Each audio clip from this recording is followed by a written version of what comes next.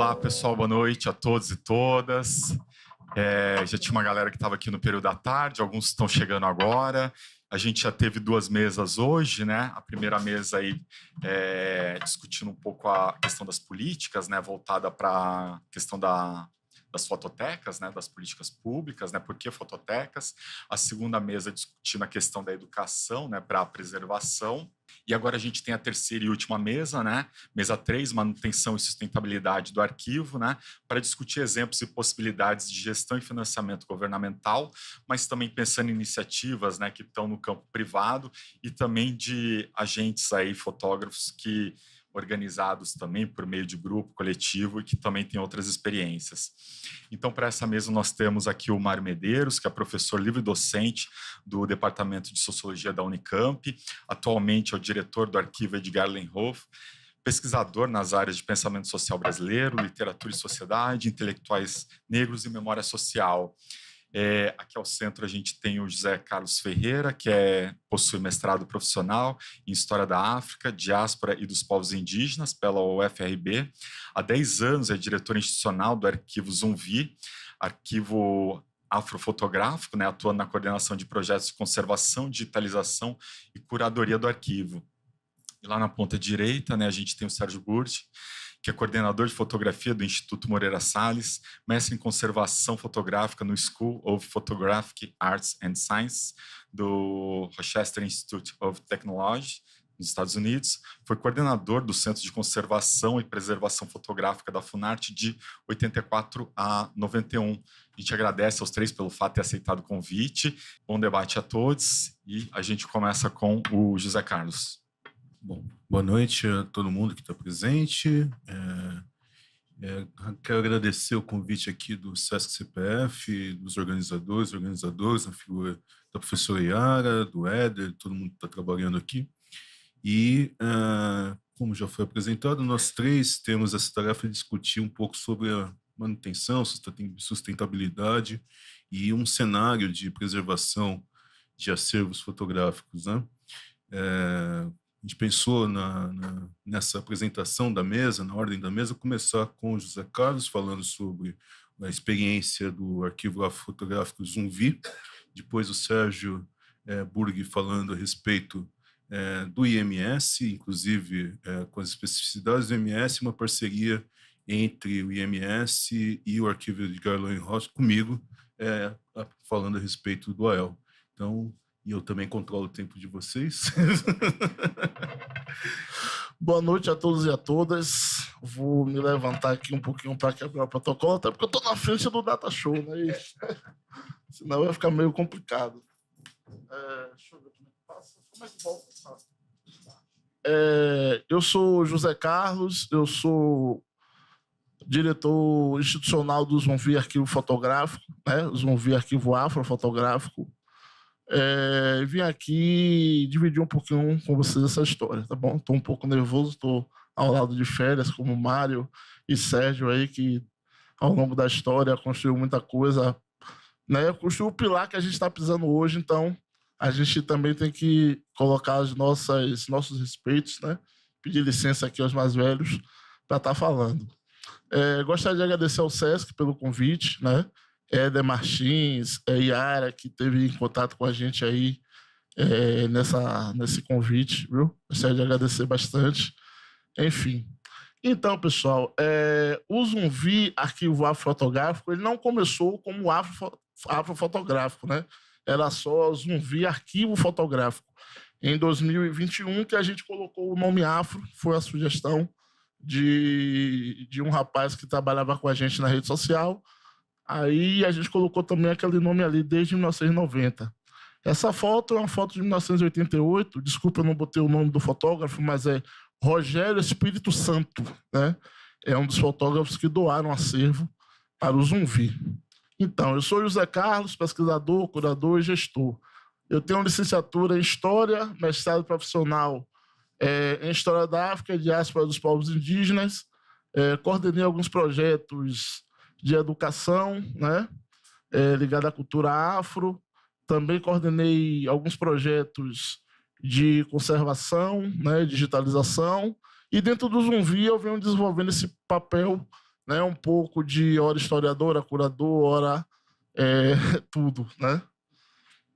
Então, o Zumbi ele foi criado por 3 fotógrafos negros, né? Foram Aldemar, Lázaro e Raimundo. Maria, ela ficou um tempo ajudando eles e escrevendo um projeto. É uma membra também que está ali, mas a fundação girou em torno desses fotógrafos.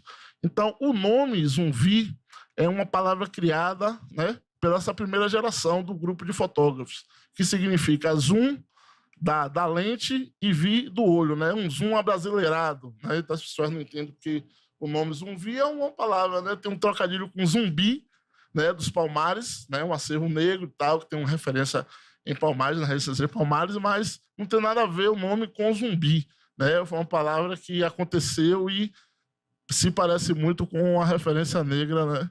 Zumbi. Então, essas pessoas, eles começaram, né, a fotografar de uma maneira muito, né, rudimentar, muito simples, com equipamentos muito baratos, né? Você tem aí como o principal fotógrafo o fotógrafo Lázaro Roberto, mais conhecido como Lente Negra. Ele tem suas origens no bairro da Fazenda Grande do Retiro, em Salvador, né? Começou a fotografar em meados dos anos 70. Lázaro vem do contexto do teatro, né? Salvador teve um cenário do teatro amador muito forte. Então, pessoas como Margarete Menezes, por exemplo, veio do teatro amador, né? Uma série de pessoas que a gente conhece, as pessoas que fundaram um bando também veio desse processo do teatro amador, e o teatro também, nesse contexto dos anos 70, ele trazia essa coisa do embate contra a ditadura, né? A resistência e tal. Então, ele participou desse grupo e, ao mesmo tempo, ele teve a inserção dentro do movimento negro. Então, o movimento negro dizia para ele assim, pô, os negros, a abolição findou, mas os negros não tiveram nenhum tipo de reparação, né? E ele absorvia essa informação intelectual. Quando ele ia para a rua, que ele pegava a máquina, ele via que era isso, ele via que o negro estava nos piores lugares de trabalho, eram os moradores de rua, né? O negro também estava produzindo a cultura negra, né? Cultura em si, de modo geral. E aí o trabalho dele é organizado em torno de temáticas, né? Como festas populares, blocos afros, afroxé, São Joaquim.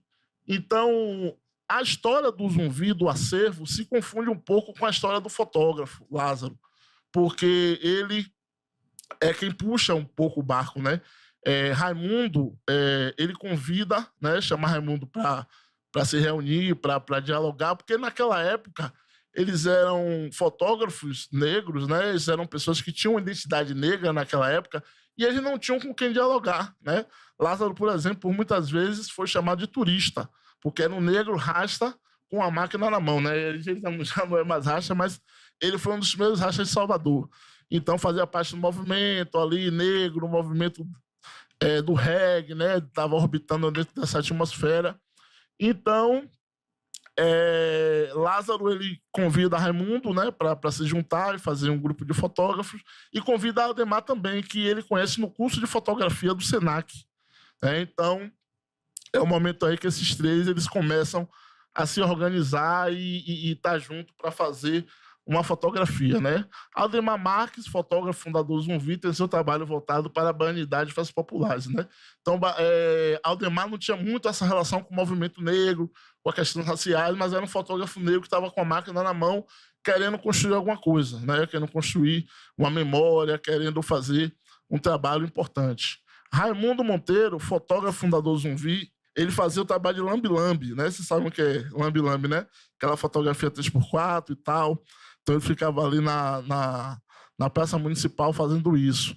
Então, tem seu trabalho também voltado para negritude, estética e musicalidade. Essa é a primeira sede do Zumbi, né?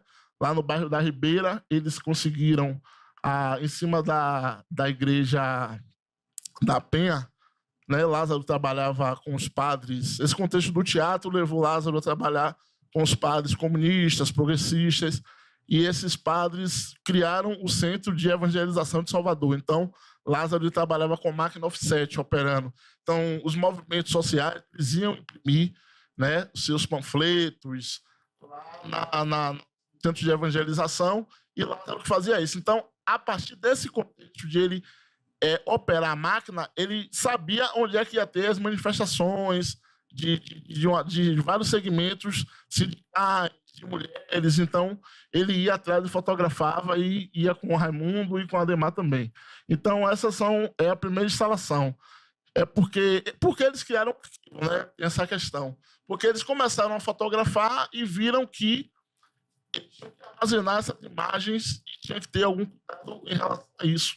Né? Lázaro, na criação do Zumbi, ele já tem ali aproximadamente 10 anos de fotografia, um pouco mais, e ele começa a entender essa importância de guardar. Então, por isso que é criado um arquivo, né? Então, eles falavam assim, eu estou fotografando hoje para o futuro, né? Por que para o futuro? Porque naquele momento eles não eram absorvidos, né, por segmento nenhum ali da cultura, né? Ninguém chamava para expor, eles não eram chamados para ser fotojornalista em jornal, né? Então, estava fotografando para guardar, porque não tinha importância, né? As pessoas não convidavam para nada. Aí você vai ter outras instalações que comportaram Zumbi, só para registrar. Em 1995, tanto o Aldemar quanto o Raimundo, aos poucos eles se afastam, né? Deixam seus acervos, porque a fotografia não dava dinheiro, não tinham como eles fazer.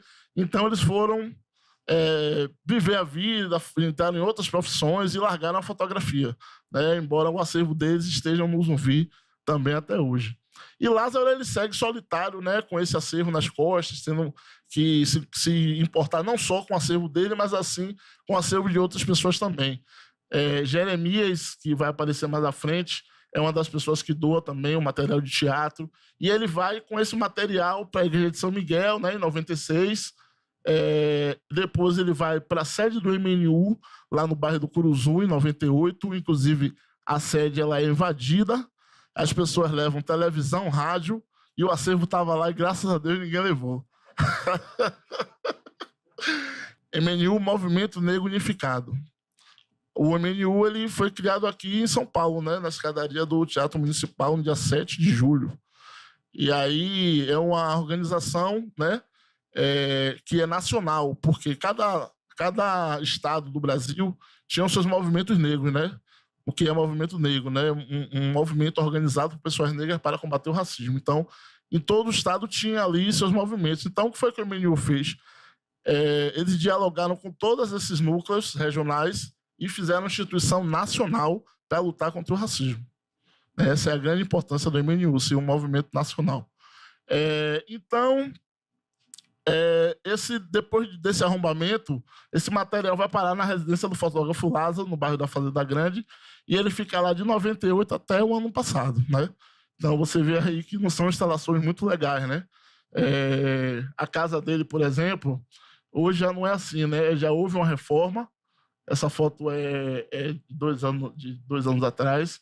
Houve uma reforma e aí fez uma laje, mas não cobriu a laje. Então, essa situação que era ruim da Eternit ficou pior sem a laje, sem a Eternit que cobre a laje, né? Porque teve o dinheiro para fazer a laje, mas não teve o dinheiro para cobrir.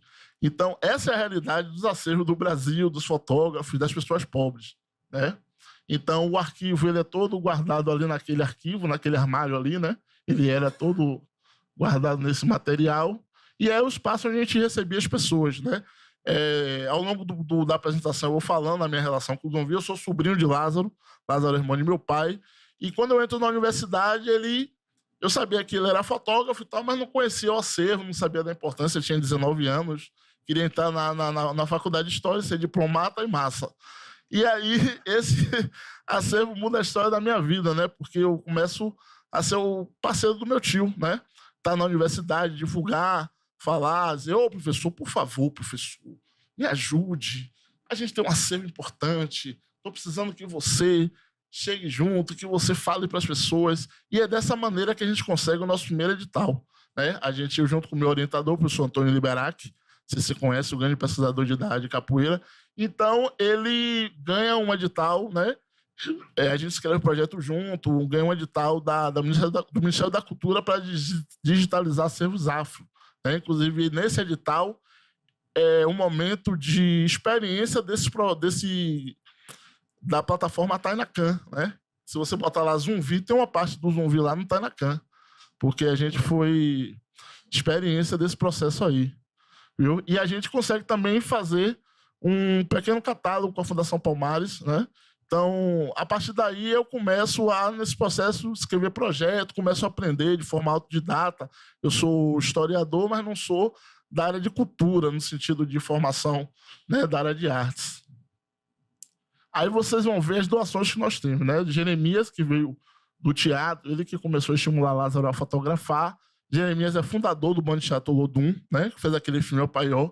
Ele é um dos caras que começou aquilo ali, é um dos caras que há vários artistas, atores, tem ele como uma grande referência na Bahia, inclusive Lázaro Ramos, né? É fruto desse processo aí. Então, o acervo de teatro amador de Salvador, majoritariamente, está lá no Zumbi, né? Aí você tem o fotógrafo Lúcio Guerreira, né? Ele é advogado, ele é pernambucano, ele doou acervo em negativos sobre suas passagens em países da América Latina, Europa e África no seu exílio durante a ditadura. Era uma pessoa que teve que sair do país porque estava sofrendo perseguições políticas e ele sai fotografando, né? E ele, a partir do processo de redemocratização, ele reúne essas fotografias e ele entrega a Lázaro. Lázaro, sua responsabilidade, você guardar isso. Jonas Conceição da Silva, fotógrafo, poeta, radialista, fundador do Movimento Negro. Ele estava aqui, né, nas escadarias do Teatro Municipal, quando houve a fundação do Movimento Negro. É um baiano que estava aqui fazendo mestrado já em 78, né? Doou acervo sobre ações institucionais do Movimento Negro e negritude, né? Jonatas, ele é alguém muito importante na história do Brasil, porque uma série de conceitos que a gente tem, raciais, e ele estava no meio dessa criação aí, dessa formação de toda essa cultura de resistência negra, né? É um cara, uma pessoa muito importante. Foi diretor do ILEAE, e ele chama Lázaro em 2016 na casa dele. Ele sabe que está com câncer. Ele fala: Lázaro, isso aqui é responsabilidade sua. Você é do movimento, você é militante, você tem essa responsabilidade de fazer a conservação, guardar o material. Então, em 2009, ele falece. Então, a ação política dele, né, de salvaguarda do acervo, poderia ter perdido esse acervo, mas aproximadamente 1.600 negativos que ele doou. Então, é mais um trabalho de salvaguarda. O fotógrafo Rogério, né? Eu esqueci de botar o nome de Rogério, né? O fotógrafo Rogério doou parte do seu acervo sobre o movimento negro. Coincidentemente, o Rogério é primo de Lázaro. E aí, ele fotografava também, e há torno de 5 anos, Rogério doou para o Zumbi aproximadamente 600 imagens, negativos e papel também. Professora Ana Célia, fundadora do Movimento Negro, irmã de Jonatas. Ela, agora em 2024, a gente está fazendo o projeto podcast, então, quando a gente está fazendo a pré-entrevista, a pesquisa, ela pegou todo o material de fotografia dela, a gente ainda não conseguiu contabilizar, e também doou, né? As pessoas, os militantes, principalmente, eles têm muita essa ação de procurar a gente para perguntar o que é que vai fazer com o material, né? Muitas pessoas que foram agentes da cultura, da militância, que têm seus acervos pessoais, eles não sabem o que é que vão fazer, né? E eles tentam encontrar na gente ou em qualquer uma outra instituição, né, Mário? Uma instituição segura que eles possam fazer essa doação e saibam que o acervo vai ficar lá íntegro, né? A gente teve agora também a recente doação de Meire, né? Advogada e moradora do Quilombo Rio das Anjos, que foi um dos quilombos primeiros no Brasil a ter a titulação da Fundação Palmares e tal. Em 94 eles começaram lutando, em 1999 eles conseguiram a titulação. Então Lázaro foi 2 vezes lá fotografar, em 94 e em 99, junto com o pessoal do Movimento Negro. E Meire, ela era uma jovem dos anos 80 que ganhou uma máquina, ela começou a fotografar a comunidade naquele momento. Então ela tinha um acervo dela que ela procurou a gente e também fez esse movimento de doação, né? Então vão chegando cada vez mais e a gente vai trabalhando para conseguir ter mais estrutura para comportar isso, né?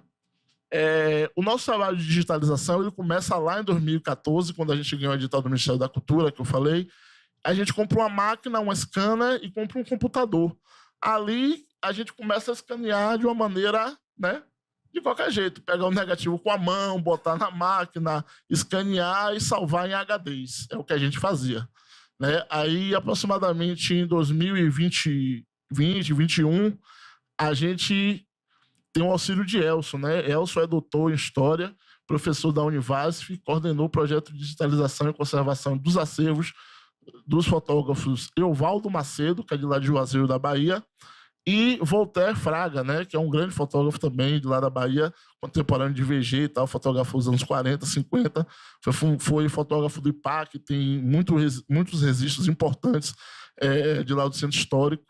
E, enfim, aí a gente começa com o Elson também o trabalho de conservação, né, que a gente higieniza o negativo, ele passa por um processo de limpeza, a gente cataloga o negativo, né, de acordo a toda uma orientação dos cadernos da Funarte, né? A gente faz de acordo com essas orientações do caderno da Funarte. Então a gente faz isso, higieniza, cataloga, digitaliza e armazena em caixas de pH neutro, né? E hoje, graças a Deus orixás, a gente vai conseguir ter um espaço, né, com desumidificador e com ar-condicionado. Mais à frente eu vou estar falando para vocês. Hoje a gestão do acervo é feita... Esqueci de botar o nome também, tá vendo? Gestão do acervo, diretoria. Eu sou diretor de Relações Institucionais, Lázaro é o diretor artístico e Daniele Freire é nossa produtora executiva, né? Então, com a chegada dela, a gente conseguiu ampliar esse trabalho executivo, de escrever projetos, né? E de fazer a gestão de projetos. E a equipe vai crescendo, a gente vai podendo ter... caminhar em outras áreas, né? Eu vou adiantar aqui. Como é que a gente faz a sustentabilidade do acervo, né? A gente, através de editais públicos e privados, né? Da área de cultura e acervos privados, lá em Salvador tem um edital que é para acervos privados, mas esse edital, ele antes era para instituições que sem fins lucrativos e tinha uma série de burocracias. A gente brigou com o Estado, a FUNSEB, e eles conseguiram fazer com que esse edital virasse um edital para pessoa física, né? Então, em 2019, a gente ganha esse edital, a gente pode fazer esse trabalho contínuo da digitalização e conservação. A gente ganhou também os editais da Lei Aldir Blanc, né? Estadual e federal para a digitalização, estadual e municipal para a digitalização. Isso conseguiu dar um gás, a gente ganhou 3 editais seguidos, né? Conseguiu dar um gás. E chegou também, em 2022, um financiamento da Open Society do Ibirapitanga, que a gente conseguiu também dar um up e a gente cresceu bastante com esse financiamento, né? Pôde ampliar a equipe. A gente faz também empréstimos de obras para exposições e eventos culturais, dá palestra e oficinas também, né? Vendas de cópias de fotografias, né? A gente tinha um site, um e-commerce que a gente fez, mas não deu muito certo. Agora a gente está mudando o nosso processo de venda de imagem, né? A gente vai colocar um PDFzinho lá no nosso Instagram, quem quiser baixa e vê o PDF. A gente faz também a venda de produtos, né? Quem vai na nossa lojinha lá ver a nossa galeria, vai ver cartazes, posters, camisetas, que a gente faz a sustentabilidade do acervo a partir de toda essa captação. Aí a antiga galeria da gente, né?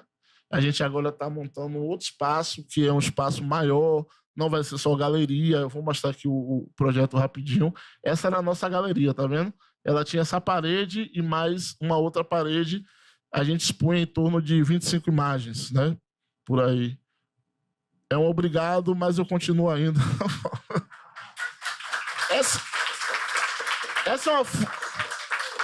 Esse é um autorretrato que o Lázaro fez em 1980, né?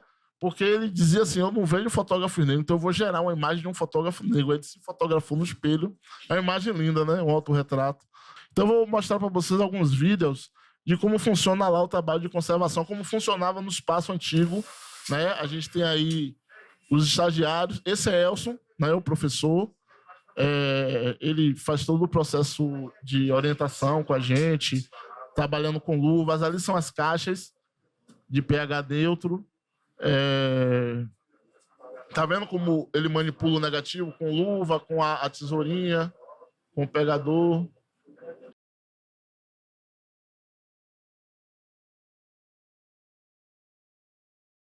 Esses estagiários eles são cedidos da universidade através do grupo de pesquisa Leia, né? Que é de arquitetura. Então, nós temos 3 estagiários. Aí são os negativos na mesa de luz.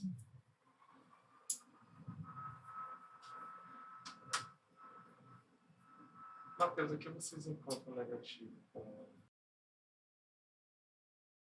Só todos para vocês acompanharem um pouco. Tem um outro vídeo também higienizando Sara. Aí é higienizando negativo, né? A gente faz uma solução com água e álcool. Pode botar tudo, né? Tá tudo selecionado, tá bom? Então, galera, esse acúmulo de informações que a gente tem é fruto desse processo também aí da FUNAST, né? Sérgio, nos anos 90, ele deu uma oficina lá na Bahia, né?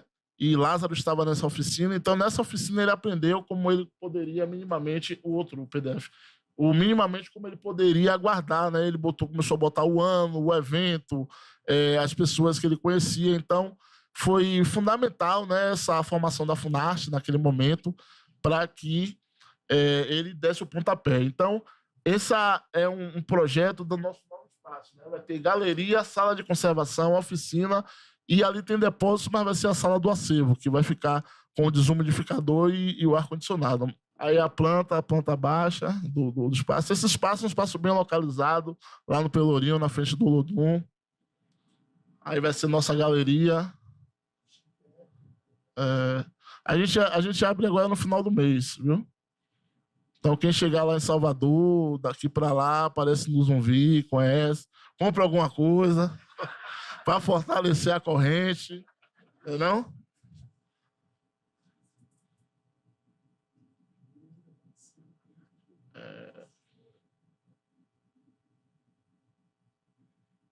Aí a sala de conservação, nós vamos ter 2 scanners, 2 computadores, todo o material de conservação, né? Então, essa sala aí vai comportar os estagiários, o coordenador de conservação.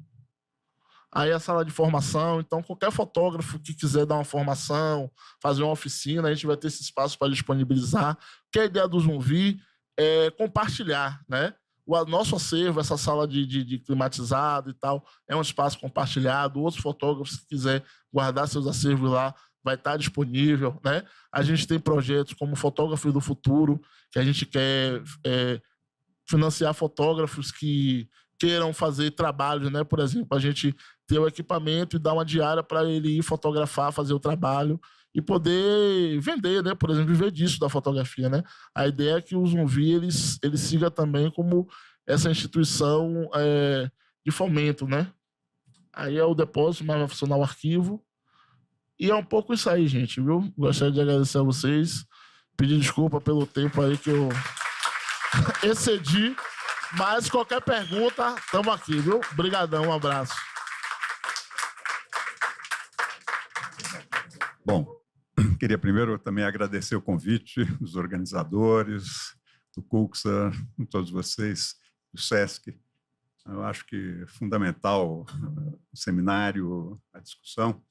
Muito, muito, muito importante, quer dizer, estar ouvindo e conhecendo, até porque, por exemplo, sabia um pouco, né, da questão da nova sede, mas um projeto importantíssimo. E eu acho que, assim, queria fazer só um comentário em relação ao Zumbi e ao José Carlos. É porque, no fundo, acho que o que nos move é exatamente, né, o que o José Carlos apresentou. Eu acho que o maior desafio de todos é, de fato, construir os caminhos, né, para que esse processo nosso em torno da imagem, da cultura, né, quer dizer, encontre, né, caminhos. E os caminhos são múltiplos, né? Eu acho que o Zumbi é uma clara prova disso, né, que não há, na verdade, né, quer dizer, um único caminho, né?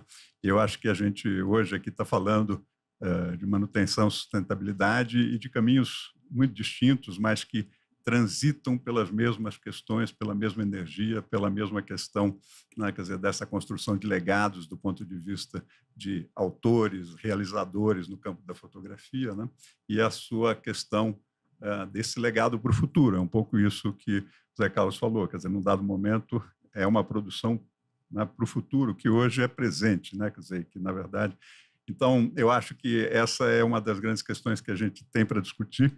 E, do ponto de vista do Instituto, eu vou falar brevemente uma trajetória, né, que tem visibilidade, etc., mas é que eu acho que tem alguns pontos importantes. Uma delas é o seguinte, quer dizer, o Instituto Moreira Salles, ele é uma instituição que se inicia em 92, né, que define, na verdade, um foco na fotografia um pouco mais à frente, a partir de 94, 95, né, num momento em que a instituição está começando a instalar suas sedes, que começa em Poços de Caldas, depois, né, se inicia aqui em Higienópolis, em São Paulo, e depois em 99 no Rio de Janeiro, né? E, então, nesse período, né, da década de 90, a relação com a fotografia ela surge, na verdade, de um processo que é um processo que Zé Carlos mencionou em vários momentos, que é a nossa história dos anos 80, 70, 80 é uma longa história, mas é um processo que, no fundo, tem um reflexo direto, né, quer dizer, um efeito direto daquilo que, por exemplo, na década de 80 se estruturou em torno das ações, por exemplo, da Funarte, do Instituto Nacional da Fotografia, quer dizer, obviamente, né, quer dizer, de uma percepção, quer dizer, da importância do meio, né? E em relação ao Instituto, nós temos 3 sedes no Rio de Janeiro, que agora está até 2027 fechada num processo de expansão. Foi onde, de fato, se fez o primeiro investimento em torno dos acervos que o Instituto começou a receber. Acho que um aspecto fundamental do Instituto é que ele tomou uma decisão de acolher os arquivos ou obra completa de diferentes autores, sejam em relação tanto ao século XIX, claro que no século XIX essa é uma questão que se apresenta de outra maneira, quer dizer, o legado fotográfico, são poucos os legados fotográficos que se mantiveram, na verdade, reunidos, né? Talvez o do Ferrez é um deles, né? Mas o Instituto, simultaneamente, por exemplo, incorporou o acervo do Marcel Gautreau, né? Que é um fotógrafo importante nos anos 40 e 50, do ponto de vista do período moderno no Brasil, mas que trabalhou muito próximo, né, quer dizer, também da Comissão Nacional do Folclore, numa documentação do país inteiro. E esse processo de construir uma condição, que é uma condição semelhante às condições que a gente vem discutindo, né, uma condição de instalação física, uma condição de preservação de acervos, de processamento, de construção de equipe, enfim, começou em 2001, de forma mais estruturada no Rio de Janeiro, já tinha começado aqui em São Paulo, inicialmente aqui mesmo, em Higienópolis, e esse é um processo de crescimento dentro da instituição bastante grande, tanto em relação a acervos que vieram para o Instituto, quanto principalmente o crescimento das equipes e, na verdade, um processo muito intenso de profissionalização. Muitos colegas do Instituto estão aqui também, é um processo super coletivo, construído em múltiplas mãos, e que se desenvolveu, na verdade, para atividades bastante horizontalizadas, todas elas em torno das questões, né, de preservação, difusão, né, e pensamento, né, sobre esses acervos. Quer dizer, a programação do Instituto ela é muito intensa do ponto de vista, né, das exposições, das publicações em torno dos acervos. A construção, portanto, desse conjunto de arquivos de fotógrafos, de obras de fotógrafos, foi se dando em processos variados, né, mas percorreu uma certa trajetória ligada principalmente a fotógrafos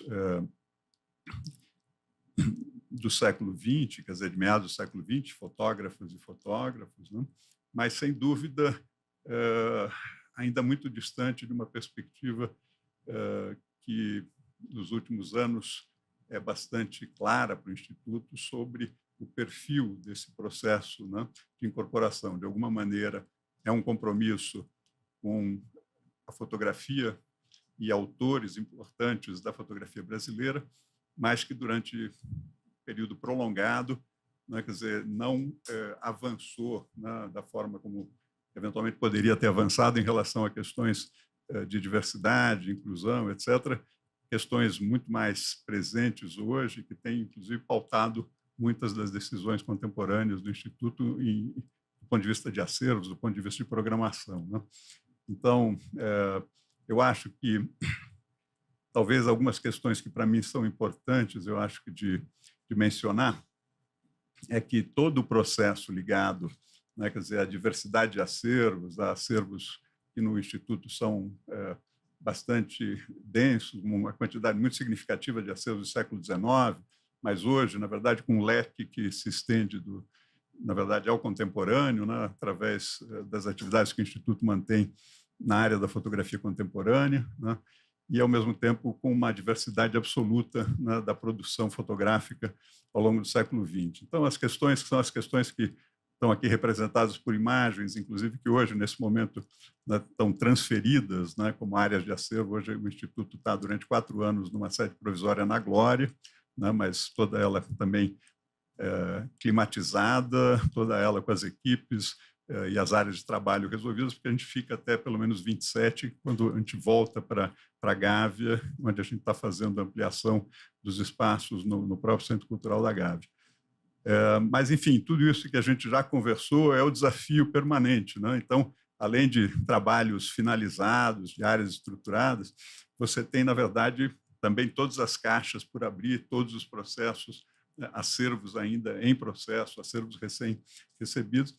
E o Instituto, ao mesmo tempo, foi, nessa relação de difusão e preservação, se estruturando para trabalhar com processos, na verdade, de construção de exposições, de publicações, com capacitação interna. Então, a parte digital, a parte de impressão, a parte de laboratório, além de trabalhos de catalogação, indexação, enfim, foram todos sendo, aos poucos, né, trazidos para dentro das atividades. Hoje, é um grupo de pelo menos 50 pessoas que trabalham diariamente em torno de fotografia no Instituto, um pouco maior até, se a gente pensar numa forma horizontalizada, mas falando de todas as áreas de catalogação, digitalização, conservação, né, trabalho com os acervos e as coleções. Esse foi um processo de crescimento que é um pouco vocês também estão vivenciando. Quer dizer, no início eram 3 pessoas, quando em 2000 se começou, e hoje e a gente ainda corre atrás um pouco do processo, que é o processo de trabalho com arquivos, né? Quer dizer, então, eu acho que uma dimensão, talvez, de tudo que a gente vem discutindo, que eu queria, eu acho que um pouco colocar, é que, na verdade, quer dizer, os arquivos fotográficos são legados relativamente volumosos, quantitativamente falando, mas eles são recortados, do meu ponto de vista, pelo menos no processo do Instituto, principalmente pelo trabalho de autores, quer dizer, eles dizem respeito a legados e processos de vida inteira, né? E, portanto, são 40 arquivos de autores que estão lá reunidos, representam praticamente 2/3 do total de imagens do Instituto, e o Instituto tomou algumas decisões ao longo desses anos de incorporar acervos, vamos chamar de acervos empresariais, quer dizer, a gente tem, na verdade, 2 principais.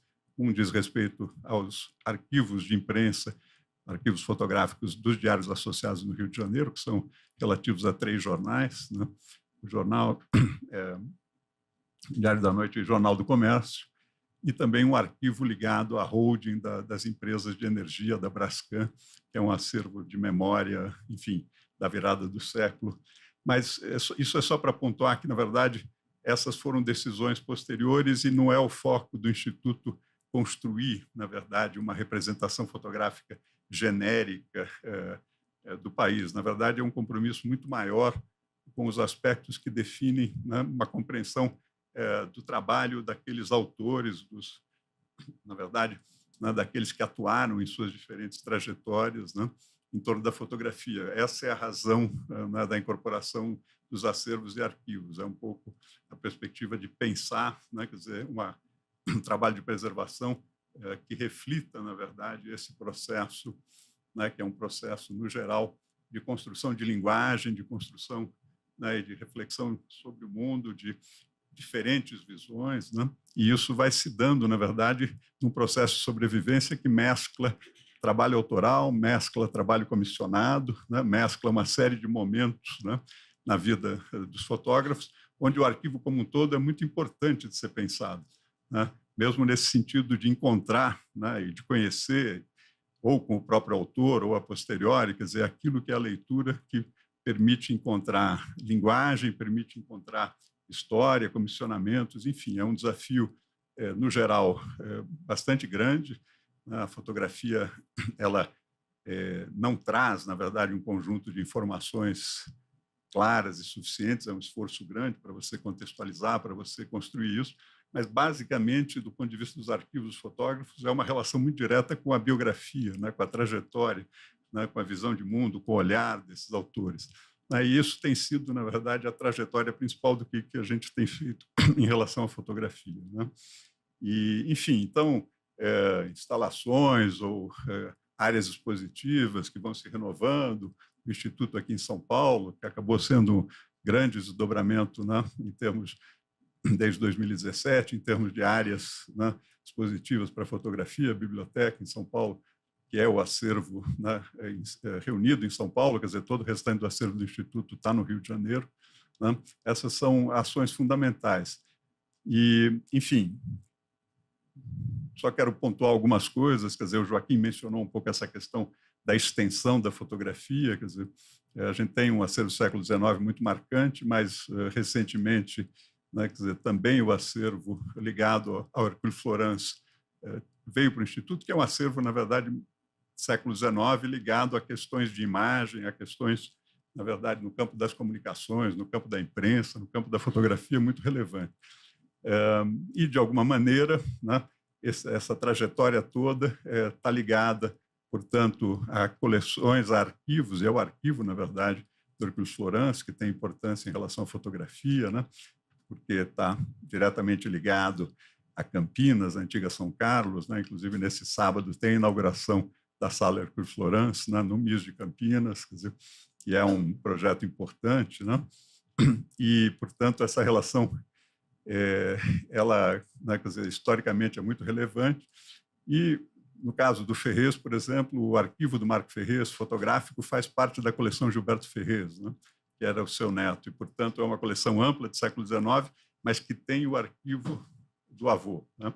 E é o arquivo, são mais de 4.000 chapas de vidro, são outras 4.000 chapas já da virada do século, enfim, assim, então é um olhar, é um dos poucos arquivos do século XIX que sobreviveu como arquivo fotográfico, né? Então, essa é uma das principais relevâncias, né, importância do acervo. E aí, outros nomes, quer dizer, de meados do século XX, como José Medeiros, né, que é um fotógrafo ligado a Cruzeiro, né, muito importante. Eu só quero pontuar isso para dizer, são uma ou duas imagens, mas é um pouco essa relação, né? São todos acervos de milhares de imagens, né, que estão sendo disponibilizados, alguns já totalmente disponibilizados na internet, estão abertos para pesquisa, alguns não estão processados ainda, alguns estão a meio caminho, alguns nós realizamos projetos iniciais de difusão que são importantes, mas ainda não fizemos, né, o trabalho realmente de processamento. Então, há, na verdade, uma questão colocada hoje para o Instituto para muitos anos à frente para dar conta de um trabalho consistente em relação aos acervos hoje que estão lá. E o número total desses acervos representa isso que eu mencionei, né? O arquivo de 40, 50 fotógrafos reunidos, né, com mais um arquivo expressivo de imprensa, e com um compromisso, né, de investimento, trabalho, pessoas, por um período prolongado, né? E eu acho que é apenas para dizer de um trabalho que está em andamento, né, mas que ele talvez, cada um de nós, nas nossas instituições, tem números, né, números dessa ordem, né, do quantos acervos nós estamos trabalhando, quais são as equipes, né, quais são...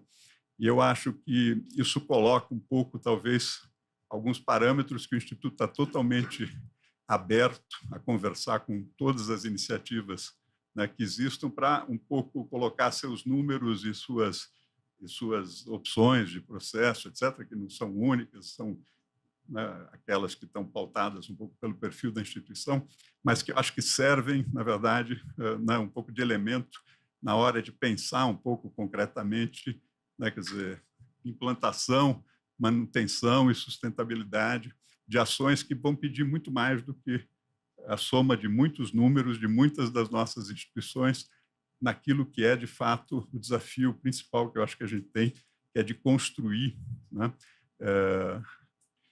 acolhimento para legados extremamente relevantes que estão nas mãos, né, dos fotógrafos, ou nas mãos dos familiares, ou nas mãos, e que precisam de uma estrutura, e eu uso essa palavra acolhimento, porque eu acho que a gente tem que escalonar, né, quer dizer, também a condição de recepção desses acervos e o investimento de processamento desses acervos.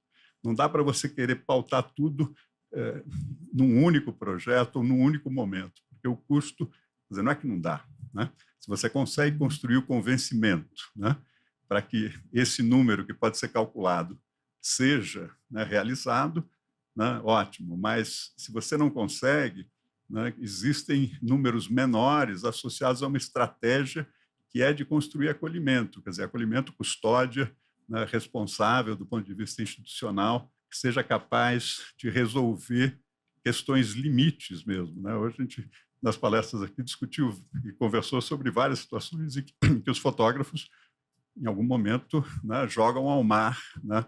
É um pouco aquela coisa, para continuar navegando, né, jogam ao mar, é um lastro, é uma coisa que... Né, e eu acho que para poder, né, lidar com essa situação limite e lidar também com a perspectiva de médio e longo prazo, é fundamental entender que, quer dizer, os arquivos, os acervos dependem, muitas vezes, de um processo em que você passa, né, para pessoas, instituições, organizações da sociedade que têm capacidade de não só custodiar, mas, na verdade, coloca uma nova energia sobre a leitura daqueles legados. Muitas vezes é a dificuldade de você alocar energia, né, em algo que tem um potencial enorme, né, para fazer daquilo uma alavancagem gradual. Então, aí a relação com a universidade, né, as possibilidades, como Zé Carlos colocou, né, dos estagiários, etc., é fundamental. Então, eu acho que, para mim, do ponto de vista, né, de estratégia, a gente tem que pensar alto, mas tem que escalonar um pouco, né, e, principalmente, tentar construir, no curto prazo, ações que sejam consistentes numa perspectiva de continuidade, mas também de acolhimento. Acolhimento, quando eu digo assim, tem que construir possibilidades de porto seguro para acervos serem depositados, não para serem...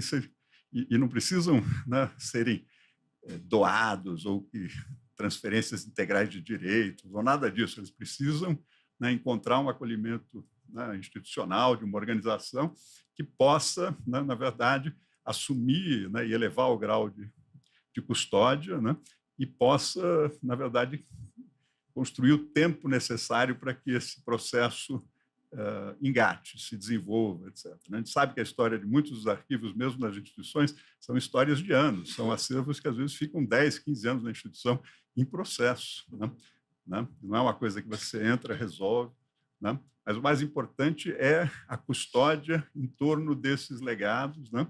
E, obviamente, como foi dito hoje, né, quer dizer, que preservação é um processo, né? Na verdade, preservação no sentido amplo, né? Quer dizer, é um processo contínuo, quer dizer, o compromisso é o da custódia e do processo contínuo, né, em torno desses acervos, né? Bom, poderia falar de outros autores, eu vou parando, mas eu queria só mencionar, quer dizer, um projeto recente, né, de acervos, quer dizer, eu poderia mencionar o Walter Firmo, né, que recentemente também o acervo está no Instituto, né, Evandro Teixeira, mas também mencionar o acervo de Januário Garcia, né, um fotógrafo de Minas Gerais, né, que atuou no Rio, faleceu agora durante a pandemia, e que é um fotógrafo negro absolutamente ligado ao movimento negro, não só no Rio de Janeiro, como no Brasil como um todo.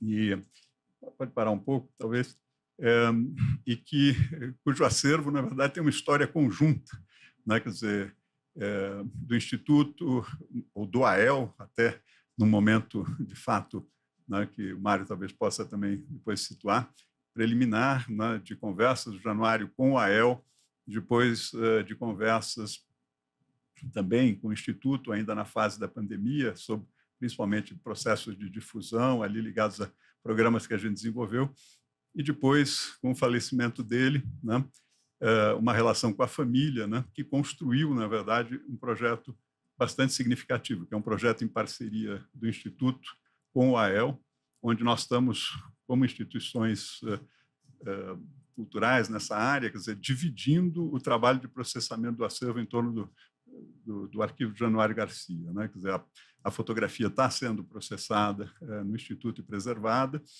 com as suas referências específicas. Ele foi um fotógrafo profissional excepcional também, em várias áreas, quer dizer, na área de publicidade, na área da indústria fonográfica, e foi um militante fundamental, né?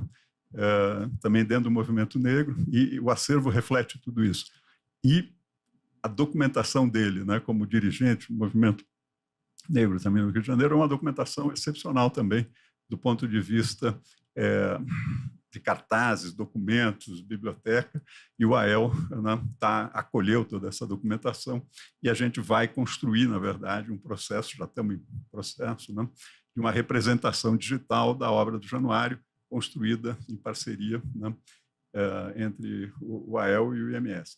Enfim, então, isso para dar um panorama de que também não é possível dar conta de tudo, não é possível desmembrar esses acervos, não é possível dividir, né, a unidade do ponto de vista, né, do autor, daquilo que ele é, né, ele é muitas, né, são muitas pessoas numa só, né, numa conjunção de atividades que tem que ser conhecida na sua íntegra, né?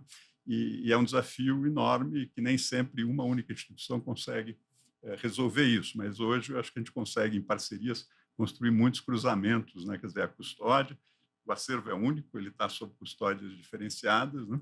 Mas, ao mesmo tempo, ele vai sempre ser representado, né, como um arquivo íntegro e único, né? Enfim, então, acho que era isso para mencionar questões que eu acho que são os desafios que a gente tem colocados pela frente, né? Então, pronto. Agora, mais. Bom, boa noite a todo mundo que está presente. Vou controlar meu próprio tempo aqui para... Isso. Também, como eu já disse, quero agradecer esse convite para estar aqui com vocês e para apresentar um pouco, junto com os colegas aqui, um pouco da experiência do AEL no que diz respeito à preservação, né? E é uma história interessante, porque quando o Yara e Éder fizeram um convite para discutir sobre fototecas, enfim, manutenção, sustentabilidade, e depois eu vi que estaria na mesa junto com o Sérgio e com o Zé Carlos, o AEL ele tem uma diferença em relação ao IMS e ao próprio ZUNV, né? Nós não somos uma instituição exclusivamente dedicada à preservação de fotografias, né? O Arquivo Edgar Lowenroth, ele foi criado em 1974, está completando exatamente 50 anos este ano, em junho, e ele é um centro de pesquisa e documentação social voltado inicialmente para a discussão da preservação de acervos de movimentos sociais, né? Movimentos sociais progressistas, majoritariamente. O pontapé inicial do acervo é o que nomeia o arquivo, que é a coleção de jornais, documentos do movimento anarquista que foram reunidos por esse militante, Edgar Lowenroth, desde o começo do século, e que foi comprada pela Universidade em 1974 por ação de 3 professores, 2 historiadores no ciência social, os professores Marco Aurélio Garcia, infelizmente já falecido, o professor Michael Hall e o professor Paulo Sérgio Pinheiro. Os 3 compreendendo a necessidade de preservação desse acervo. E ao longo desses 50 anos, enfim, passando por diferentes direções acadêmicas, o AEL vai construir um projeto de preservação de memória que trata, então, da preservação da memória dos movimentos operários de matizes variados e preservação de movimentos anarquistas e movimentos operários anarquistas, mas da luta contra a ditadura, né? Enfim, a preservação, por exemplo, da coleção Brasil Nunca Mais, está toda lá, ou do Comitê Brasileiro de Anistia, dos movimentos sociais no Brasil, na América Latina, dos anos 70 em diante, enfim, os movimentos, uma parte do movimento negro, uma parte dos movimentos feministas, movimentos homossexuais, como se dizia à época, e uma agenda de pesquisa que vai também guiando as coleções do AEL, que hoje giram em torno de perto de 200 acervos, né, que tratam desse universo dos mundos do trabalho, das lutas sociais pela democracia, por direitos, contra a ditadura, né? Quando à frente da direção historiadores que, por exemplo, têm na sua agenda de investigação a questão dos mundos da escravidão e do pós-abolição, isso retrocede, portanto, ao século XIX com acervos. E, nos últimos anos, o que permite, inclusive, dialogar o encontro com o IMS, também com o ZUNV, num certo momento, inclusive na pandemia, né, Zé Carlos? O desenvolvimento de pesquisas que nós entendemos que é importante dialogar com as mudanças sociais vigentes, né? Falando especificamente de lacunas que estavam presentes no nosso acervo, lacunas que dizem respeito à documentação dos movimentos negros, né? Mas isso eu já falo daqui a pouco.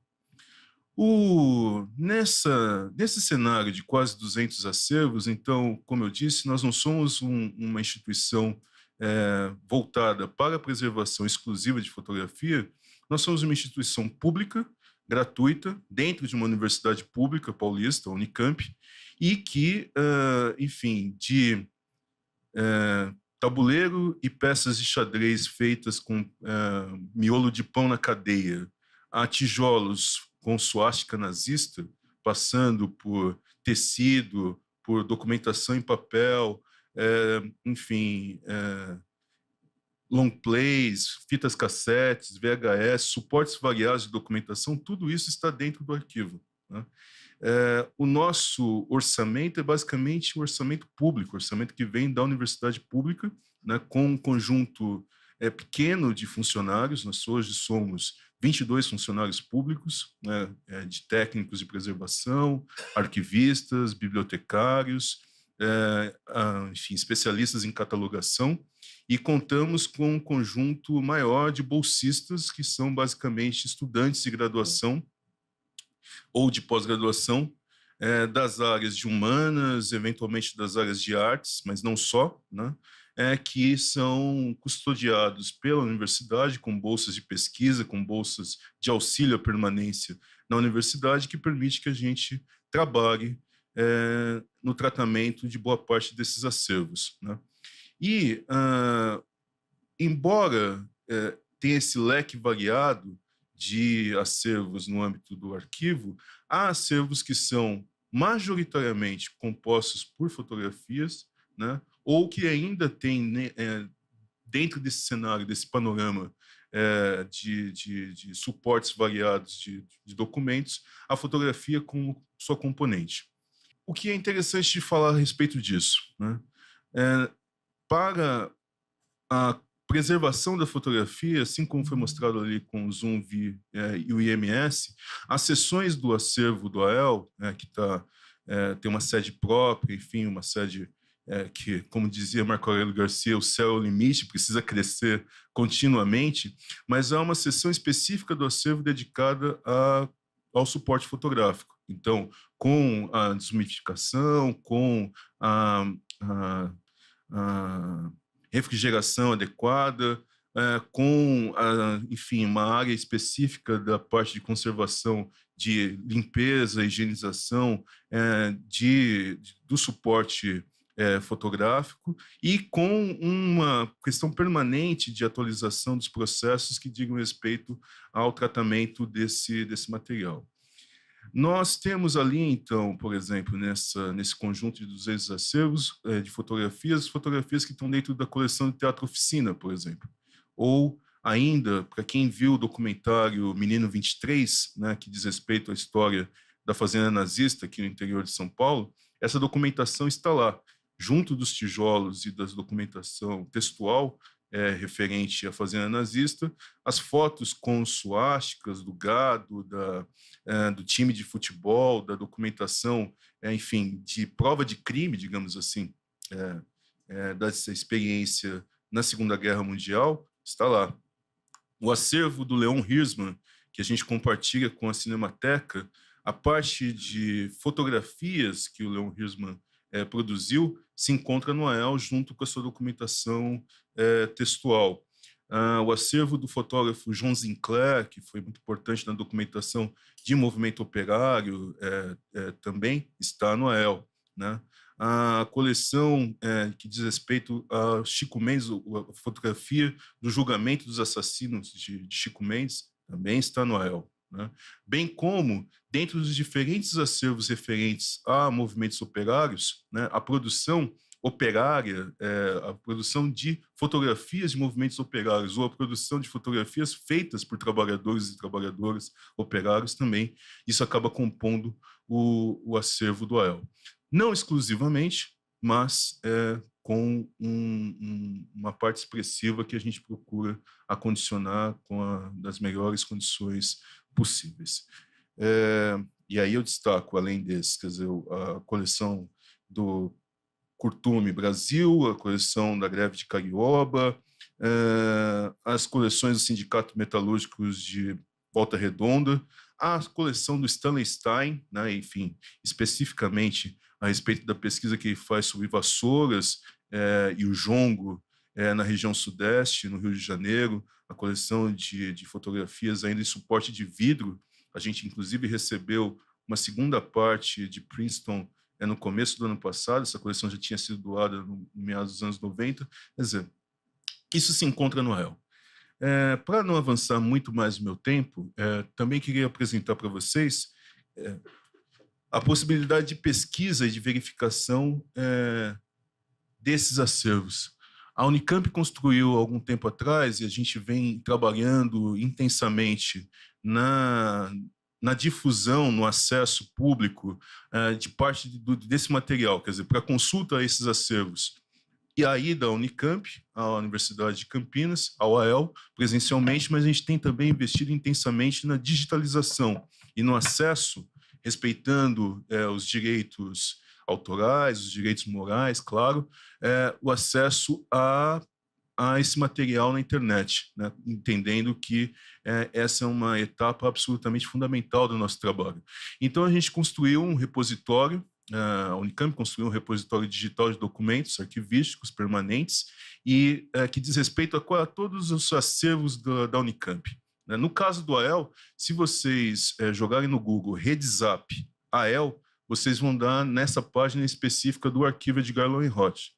Nela vai ser possível verificar a coleção de documentos, as diferentes coleções de documentos, e aqui eu dei um exemplo de pesquisa, por exemplo, das fotografias do Leon Hirschman, que eu mencionei em uma parte da coleção dele, que diz respeito às suas fotos de viagem ao Peru, a Cuba, enfim. Então, havendo interesse para consulta online, uma parte do nosso acervo já está disponibilizado nesse RedeZap e, é claro, a visita às instalações do arquivo Edgar Lowenroth no âmbito da universidade. Né? Também fazemos visitas guiadas para grupos, caso haja interesse, instituições parceiras e etc. Agora, eu queria falar um pouco, também para dialogar com o Sérgio e com o José Carlos, sobre os nossos encontros, né? E como que, eu imagino que isso já foi mencionado e vai continuar sendo mencionado ao longo do seminário, o encontro com fotógrafos que, contemporaneamente, têm buscado, de alguma maneira, um debate a respeito da salvaguarda dos seus acervos, que muitos, inclusive, se encontram em situações parecidas e com desafios parecidos com o que você apresentou a respeito do Lázaro, enfim. Eu gostaria de falar sobre duas experiências recentes que nós tivemos, uma delas compartilhada com o IMS. A experiência de recepção do acervo do fotógrafo Jesus Carlos e a outra do Januário Garcia. Como eu tinha mencionado, o AEL é uma instituição pública gratuita, de acesso público e gratuito e de preservação da memória. Né? E, no mais das vezes, também tem sido uma instituição de salvaguarda de acervos. Né? A gente trabalha com uma instituição de balcão, ou seja, quem chega para doar, havendo interesse, havendo adesão ao sentido do arquivo, nós não recusamos, de forma alguma, acervos para doação. É claro que tem que ter um diálogo com o propósito do AEL. Né? E, nesse sentido, chega até nós, há alguns anos atrás, uns 3 anos mais ou menos, O Jesus Carlos, um grande fotógrafo dos movimentos sociais da década de 70 para cá e também de movimentos negros, quer dizer, algumas das fotos mais icônicas daquele ato de fundação do movimento negro unificado nas escadarias do Teatro Municipal de 78 foram feitas por ele, né, também. E o Jesus Carlos chega até nós com a ideia de doação do seu acervo. Uma parte desse acervo já estava na Fundação Perseu Abramo. Uma outra parte se encontrava na casa dele, mas não aqui em São Paulo, no momento que o Jesus Carlos tinha entendido que, enfim, não tinha mais condições de preservar o seu acervo aqui na capital paulista, ele manda isso para João Pessoa e decide que vai morar em João Pessoa e deixar esse acervo lá. Só que o acervo vai e ele não, né? E fica um bom tempo por lá. Pois é. E isso foi uma discussão interessante com Jesus, quer dizer, o que você quer fazer exatamente, porque a Unicamp como um lugar de preservação. Quer dizer, de um lado, a história do arquivo e a história que o Jesus entendia que dialogava com o acervo que ele produziu ao longo dos últimos 40, 50 anos, que era a documentação de movimentos sociais. Portanto, o diálogo com o AEL faria todo sentido. E, de outro lado, a possibilidade de salvaguarda desse material que se encontrava numa situação análoga à que você apresentou num certo momento em que o Lázaro leva o acervo para sua casa e tem questões com relação à infraestrutura da casa, telhado, umidade, etc. No caso do Jesus Carlos, estava à beira da praia, então, além disso, tem uma questão com relação à maresia, etc., e trazer esse acervo para cá, para São Paulo, repatriar, digamos, esse acervo para São Paulo, né? E foi possível, foi absolutamente possível. É um acervo que a gente tem trabalhado nele, nesse momento, com os processos de higienização, um acervo numeroso, né? Os seus negativos, positivos, seus contatos, enfim. O grande desafio para qualquer, como vocês todos e todas sabem melhor que eu, que é a produção de metadados, né, identificação dos cenários, dos contextos, dos personagens nas fotos, mas também de alimentar os metadados disso. Então, a gente quer, numa próxima etapa do trabalho, começar a dialogar com Jesus para a identificação, né, e já tinha feito uma pré-identificação, e, finalmente, os processos de digitalização, né, que vai permitir que o acervo dele seja também disponibilizado aqui no repositório digital e de acesso a qualquer consulente de qualquer lugar do mundo ou fisicamente a qualquer pessoa que vá ao AEL. Um segundo caso que dialoga com o IMS diz respeito ao projeto que a gente vem tocando no arquivo, que é o projeto Afromemória.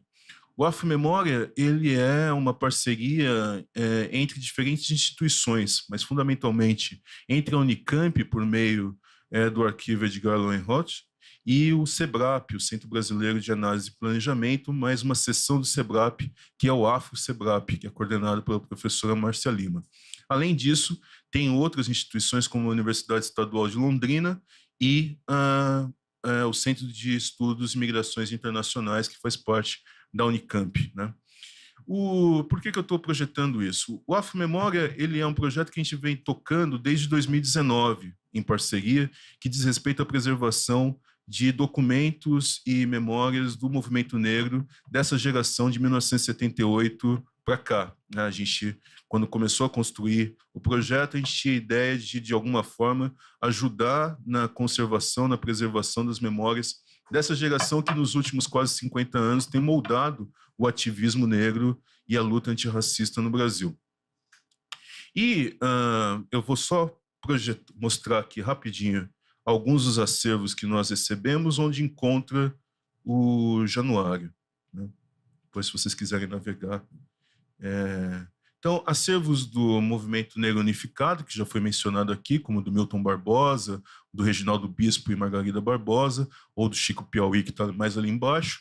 Acervos que dizem respeito ao movimento negro da década de 80 e 90, como Soweto, Gueledés, acervos de hip hop, como é o caso do Nino Brown e do Alexandre Maio, também dessa geração do MNU, do Quilombojo de Literatura, os Cadernos Negros, acervos como o da Helenira Rezende, da luta por memória, verdade e justiça da sua família, enfim, a guerrilheira assassinada no Araguaia, a Zoilda Trindade, militante do Movimento Negro por Educação, da ex-ministra Matilde Ribeiro, da CEPIR, e o acervo do Centro de Estudos e Relações do Trabalho, o CERT.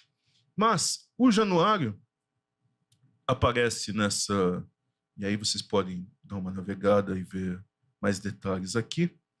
O Januário aparece nessa história em uma situação análoga que o Zumbi menciona, e também o que eu falei a respeito do Jesus Carlos, com uma ação também de salvaguarda, né? O projeto já estava se desenrolando desde 2019, né, em meio à pandemia, e em 2020, em julho de 2020, eu e o meu parceiro, então diretor também do AEL, historiador Aldair Rodrigues, nós vemos na internet, nas redes sociais, que o Januário Garcia tinha lançado uma campanha de financiamento coletivo para a preservação do seu acervo, uma vaquinha, literalmente. Nós conhecíamos o trabalho do Januário, dos livros fotográficos do Januário, enfim, da sua história no âmbito do movimento negro, e a gente entrou em contato com ele porque a gente achava que o Januário Garcia não precisava fazer uma vaquinha para preservação do seu material. O que ele queria fundamentalmente era apoio para comprar suporte para os seus negativos, para os positivos, suporte para ter alguém que pudesse auxiliá-lo no Rio de Janeiro a começar um trabalho de catalogação, de digitalização, de identificação das fotos e de produção de metadados. A gente, no âmbito do Afro-Sebrap, do AEL, o Afro-Memória, a gente passou um ano dialogando com o Januário Garcia pelo Meet, né, fazendo conversas pelo Meet, porque era um momento bem delicado da pandemia, né? Em julho de 2020 até julho de 2021, exatamente, quando ele falece, infelizmente, vitimado tanto pela Covid como por uma infecção, né? E foi um momento muito ímpar para nós, em termos de diálogo, da possibilidade de dialogar com esse grande fotógrafo, da possibilidade de pensar processos de preservação da fotografia com ele, de fazer um trabalho colaborativo, e continua sendo um trabalho bastante ímpar que o Januário nos proporcionou, que foi um encontro posteriormente com a sua família e com o Instituto Moreira Salles. Após o falecimento de Januário, houve um entendimento de que a sua documentação seria dividida entre 3 instituições, né, digamos assim. A parte afetiva, familiar, ficaria com seus herdeiros, com seus filhos, a viúva, né? O Instituto Moreira Salles ficaria com a parte fotográfica, dos materiais do Januário, com os equipamentos, enfim, livros de fotografia, os contatos, etc. E nós, no âmbito do Afro-Memória, lá no arquivo de Garland Roth, nós ficamos com a parte de documentação que o Januário produziu sobre as organizações do movimento negro que ele ajudou a fundar ou colaborou, ou mesmo a documentação dos movimentos negros que ele preservou consigo, tendo participado da década de 70 para cá. O que é interessante desse processo, e dialoga muito com o que o Sérgio falava, é justamente a construção de um protocolo comum, né, para a preservação do acervo e difusão do acervo Januário Garcia, né, que a gente tem feito esforços de construção de processos de preservação, de catalogação, visando a difusão, a digitalização desses materiais textuais e fotográficos, e a difusão desse material, quer dizer, a produção de pensar numa exposição, pensar em como deixar disponível o material na internet, uma parceria entre instituições públicas, uma instituição pública, uma instituição privada, com as suas especificidades, né? Não é fácil, não é simples. Do âmbito da universidade, eu disse para vocês que boa parte do nosso orçamento vem do orçamento público, portanto, de uma parcela do orçamento do Instituto de Filosofia e Ciências Humanas, dentro da Unicamp, evento com grande esforço de busca de fomento externo, quer dizer, a A FAPESP é uma grande apoiadora para nós, a Fundação do Amparo e a Pesquisa do Estado de São Paulo, mas também editais, né, como o PROAC, organizações nacionais e internacionais que, enfim, a gente acaba compartilhando, e acho que também foi nesse momento que nós nos encontramos, como Ibirapitanga, Pórticos, enfim, Open Society, que acaba sendo também uma forma de busca de insumos de fomento para a preservação, não só do acervo do Januário, mas de todos os acervos que nós temos em vista para dar conta, né? Bom, meu tempo já está chegando ao fim. É isso que eu queria compartilhar. Convido vocês a navegar por esses sites. A gente está absolutamente à disposição para dialogar, colaborar e também aprender com vocês. Muito obrigado pela atenção. Éder, deixa eu fazer só uma ressalva. Eu não falei também, mas nossa instituição, ela também no site tem uma parte de pesquisa. A gente conseguiu digitalizar já aproximadamente 10 mil negativos e esses 10 mil negativos estão na nossa plataforma. São divididos por temáticas, Bloco Afro, Afoxé, Movimento Negro, Movimento de Mulheres Negras, Festas Populares. Aí tem algumas festas populares lá. Ainda não está tudo na plataforma digital, mas parte já está disponível, tá bom? Eu gostaria também de agradecer aqui a presença do pessoal da Funarte, que também nos financia através da Bolsa de Fotografia. A gente ganhou esse edital e é um edital está sendo bem importante para a gente, tá bom? Muito obrigado.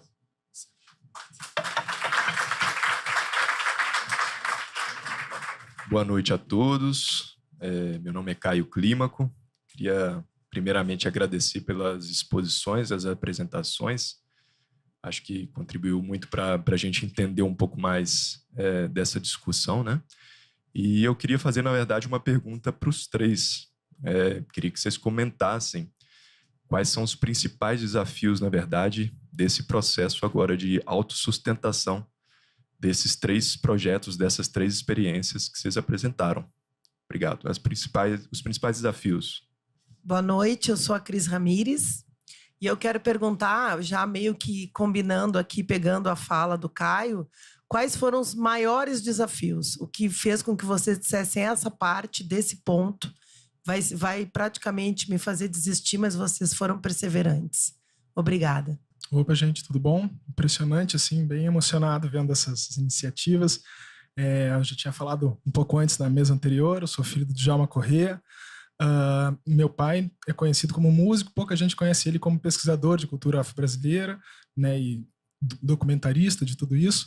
Uma das iniciativas que eu tento fazer na difusão do acervo dele é atrair pesquisadores, né, para poder olhar esse acervo. Fico pensando se tem talvez uma rede onde esses acervos sejam divulgados, né? Claro, dentro de uma instituição como a Unicamp, se naturalmente já está próximo, mas para quem está fora assim, desse universo, eu fico pensando, talvez, né, junto com os Zumvi, não sei, que vieses a gente tem de fazer os acervos pessoais serem conhecidos por outras redes de pesquisadores. Quais são as vias, né? Não sei. Eu vou começar aqui a me arriscar. Essa questão do desafio, gente, é uma questão muito complexa, porque tudo isso aqui é um desafio, né? Assim, até hoje a gente é uma luta intensa. Então, por exemplo, esse imóvel que a gente vai ocupar agora é um imóvel que ele é do IPAC, né? Ali, para quem não sabe, o Pelourinho parte daqueles imóveis antigos, eles são ou privados, pessoas que herdaram das suas famílias, ou elas são da Santa Casa, né? De Misericórdia, que é uma máfia desgraçada. Porque sabe o que é? Porque o pessoal faz assim, o pessoal recebe a casa de Santa Casa, aí ela paga R$1.000 de aluguel. Tipo assim, dá um exemplo. Ela paga R$1.000 de aluguel. Só que ela chega e pega esse imóvel de R$1.000, ela aluga por 5.000. Então tem um bocado de gente que está em casa de braço cruzado, que tem uma relação com a Santa Casa e que tem esse imóvel e ela subloca o imóvel da Santa Casa, entendeu? Então, quem está precisando chegar, tá ali no Pelourinho, não pode, ou é difícil abrir uma casa comercial, porque existem essas mafias que acontecem em todo lugar, não é isso? E uma outra parte, né, eu falei de 3 privados, do de Santa Casa, e a terceira é do IPAC. Então, o IPAC, ele é um órgão do Estado, né, que ele é responsável por administrar esses imóveis, que também aí é outra máfia estatal para você conseguir. E a gente foi metendo o pé na porta. Então, por exemplo, a outra gestão, né, a anterior, porque assim, já saiu, são 3. A gestão anterior, a gente batia, falava nos eventos e não significava nada. Aí, a penúltima gestão que estava, Luciana Mandelli, ela foi na época que a gente fez a exposição com Lilian Schwartz, né? A exposição Brasil Futuro. Então, a gente estava ali, a ministra Margarete foi lá, a gente fez uma fala, entendeu? Daquele jeito, falando nomes, dizendo, né? Então, ela teve uma grande ideia. Qual foi essa grande ideia? Esse prédio funciona ao LAFO, que Sérgio conhece muito bem, que é o Laboratório de Fotografia do IPAC. É um laboratório que ele tem fotografias assim, do final do século XIX até o século XX, assim, sabe? Aí a ideia dela era colocar a gente nesse espaço para que a gente, junto com a equipe do IPAC, que já são pessoas mais com a idade avançada, funcionário público, daquele jeito, jogar dominó e ficar conversando. Aí, não, eu quero que botar vocês aqui para contaminar a energia com eles, para fazer. Aí, a ideia é essa, né? Só que, assim, ela teve que sair, ela foi exonerada, né? Quem pensou nisso. E aí, a gente está numa nova conversa com o novo gestor, porque a conversa com ela, a gente não vai pagar nem água nem luz, porque é um espaço compartilhado. Eles têm um setor do governo que tem em cima, funciona um setor e ao lado funciona a biblioteca. Então, agora eles disseram que vão desmembrar a água e a luz de tudo para a gente poder pagar. Aí eu pergunto, cadê o apoio do Estado em relação a isso aí, sabe? Só o imóvel, pô, tem que fazer o pacote completo, né? Então, são esses desafios que vão surgindo, que um vacilo que a gente deu para estar no contrato isso, né? Mas não está, entendeu? Porque a secretária ela tinha garantido que isso ia acontecer. Mas agora a conversa mudou de diretor do IPAC, então a conversa vem mudando. Então esses desafios vão acontecendo a todo momento, né? Mas eu acredito que o grande desafio lá atrás é esse desafio da informação, de você saber como vai lidar com esse material, né? Você saber como digitalizar, como fazer essa conservação e você correr atrás de recursos, né? Para você executar isso. Mário falou aqui que o Januário não precisava fazer a vaquinha, e a gente fez também, né? Em 2018, a gente fez uma vaquinha virtual para a digitalização do acervo, a gente não conseguiu nem um quarto do recurso.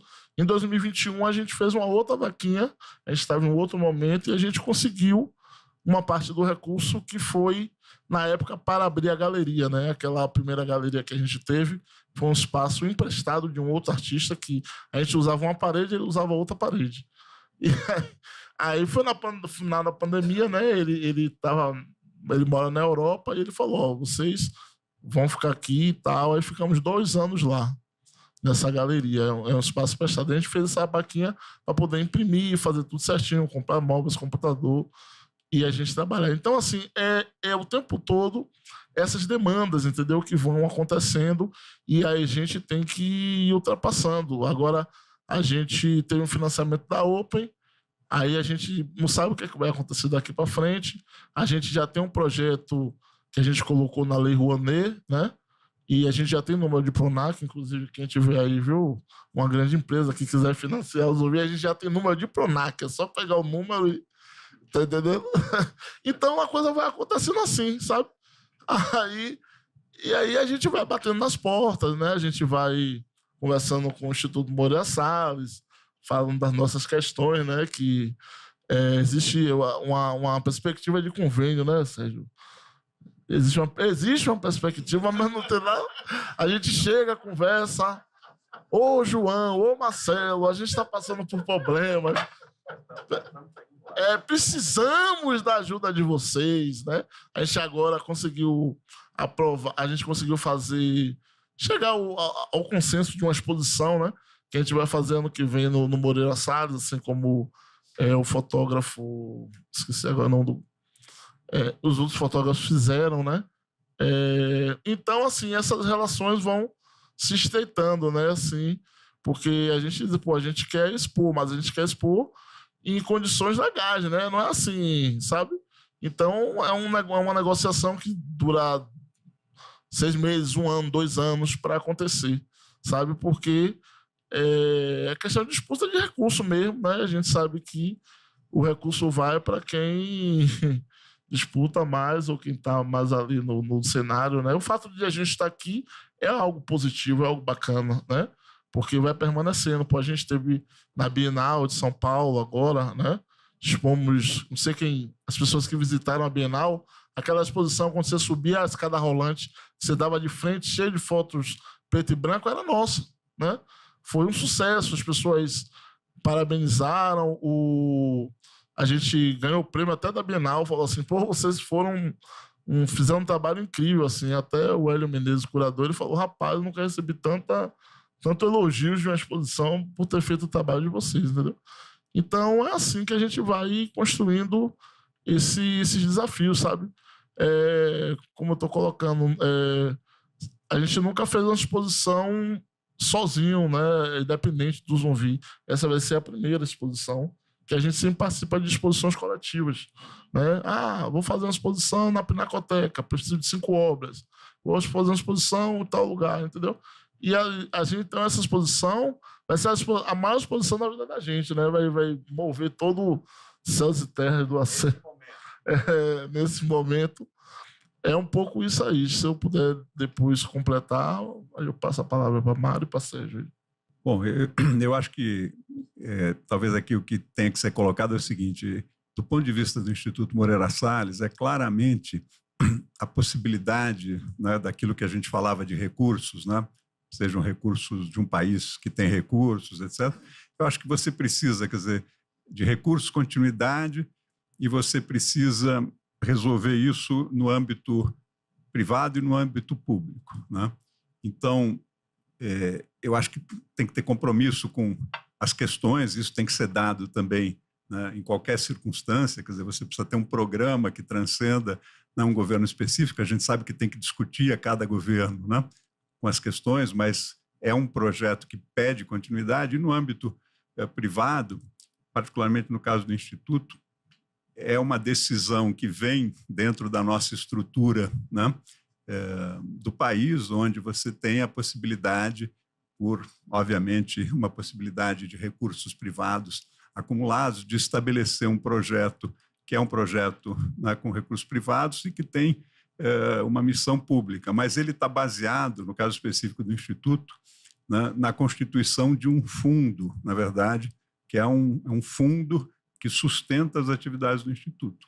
Há um recurso financeiro aplicado exclusivamente em nome do Instituto e é de uma gestão desses recursos que o orçamento, né, ao longo desses 25 anos, e o orçamento para frente, se realiza. Portanto, na verdade, há, do ponto de vista de recursos, né, quer dizer, uma alocação que permite projetar atividades de médio e longo prazo dentro da instituição, porque não é uma necessidade anual, é um recurso limitado, é um recurso definido, mas é um recurso que, na verdade, dá conta de planejamento, de programação, de planejamento.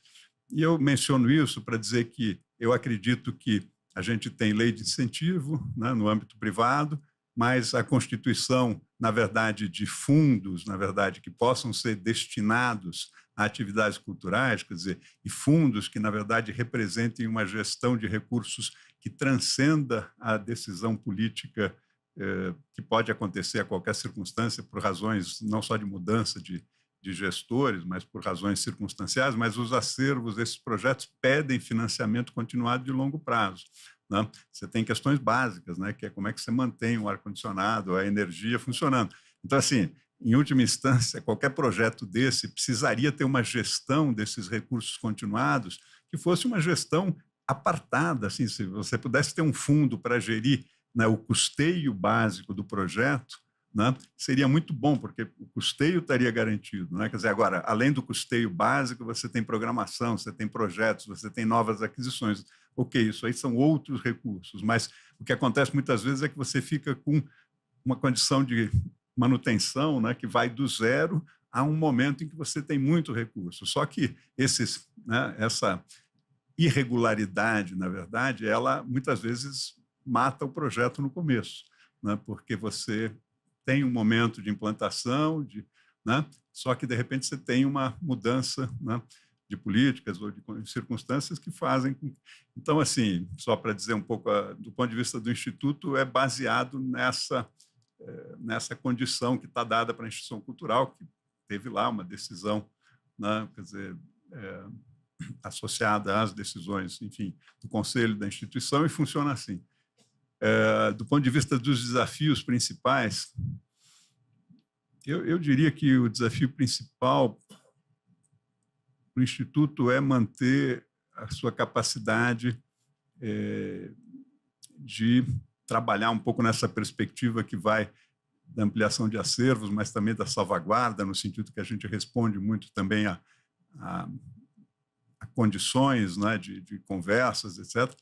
Mas essa decisão de incorporação de acervos, ela representa, na verdade, um compromisso de trabalho, né, sempre de médio e longo prazo, né? Então, do ponto de vista, acho que recursos existem, do ponto de vista da capacidade interna de manter o foco, de manter os compromissos com difusão, quer dizer, tudo isso a gente tem feito, mas é um desafio grande, né, numa instituição que também tem uma face de programação, etc.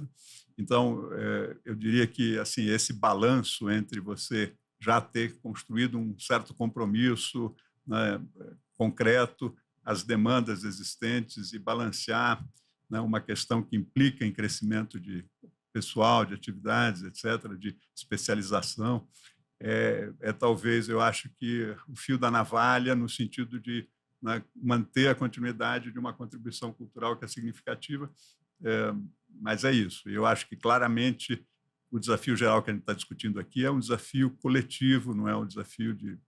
Né, e eu acho que está mais do que evidente que ele já está em andamento, né? Então, no fundo, a gente precisa pensar quais os caminhos para agregar mais nisso. Não sei se tinha... eu acho que era isso. Os desafios e, enfim, as perspectivas são muito parecidas com o que Sérgio e Zé Carlos comentaram.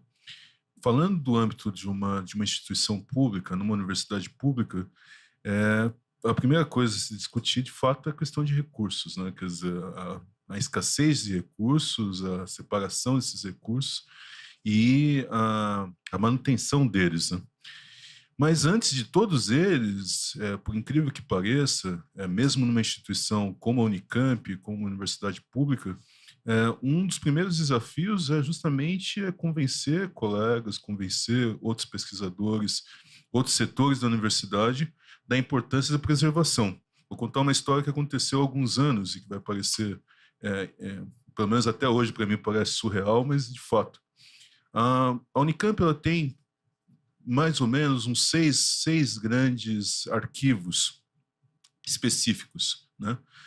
O arquivo Edgar Lowenroth, que eu mencionei, com a sua especificidade sobre os movimentos sociais, um arquivo específico para a área de literatura, que é o Centro de Documentação Alexandre Eulálio, o arquivo da Faculdade de Medicina, com as suas questões específicas, história da medicina, preservação, enfim.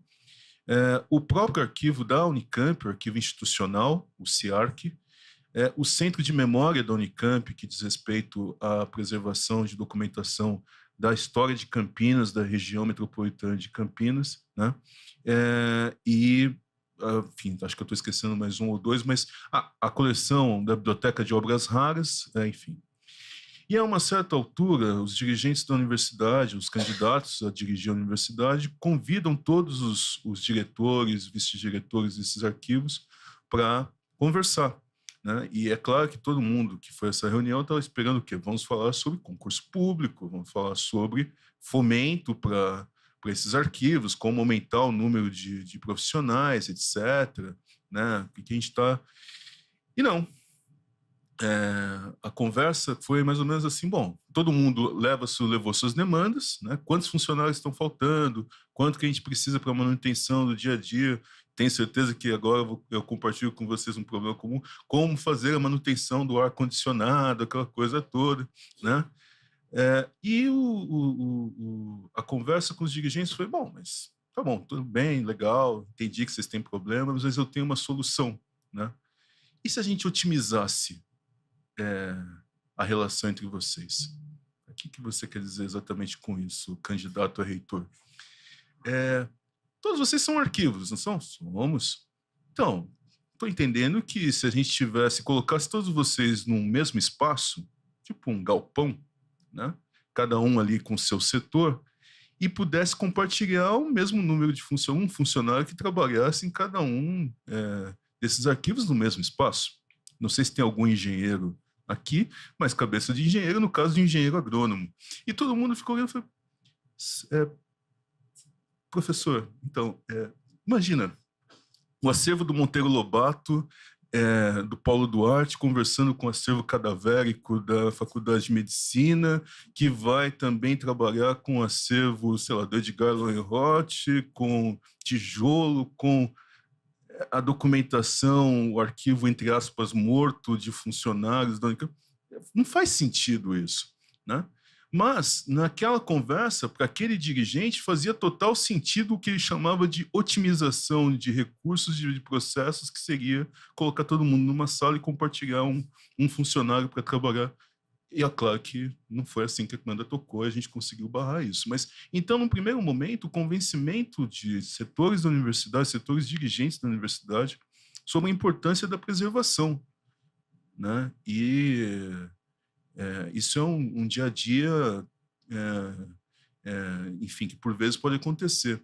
Um outro desafio constante é justamente algo que diz respeito à dimensão de recursos humanos, né? A universidade pública tem uma vantagem, que é, então, essa possibilidade de você fazer concurso público com uma certa expertise de alguém cuja perspectiva, recebendo um bom salário, espera-se, vai permanecer pelos próximos 30, 40 anos dedicado ao serviço público. Mas o que acontece quando essa pessoa é exonerada, se exonera ou falece e a universidade não está mais fazendo concurso público, né?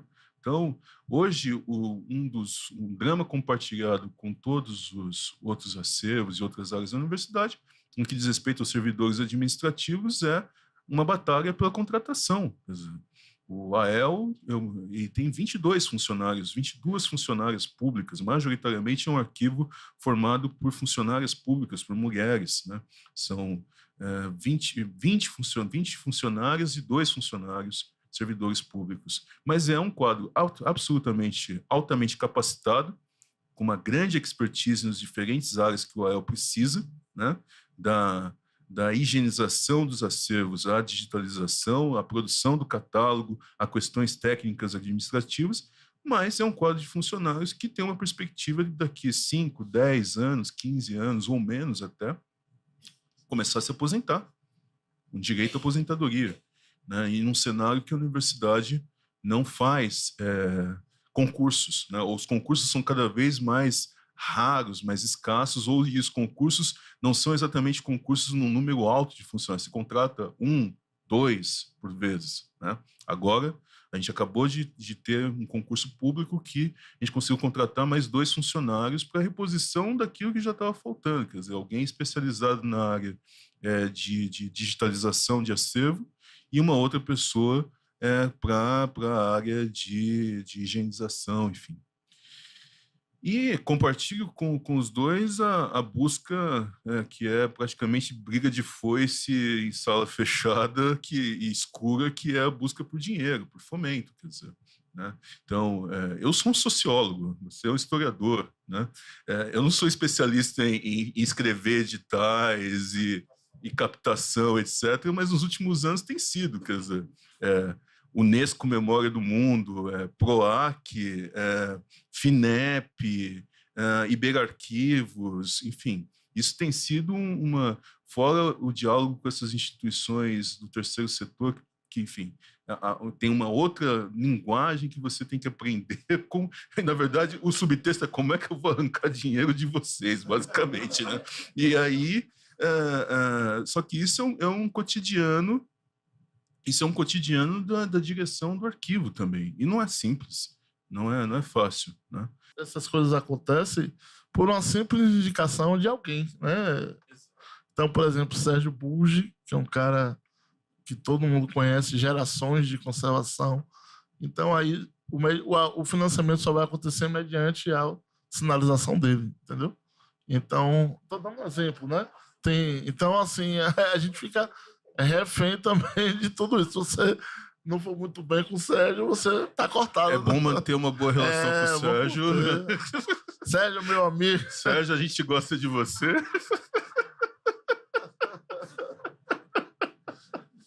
É um pouco assim, né?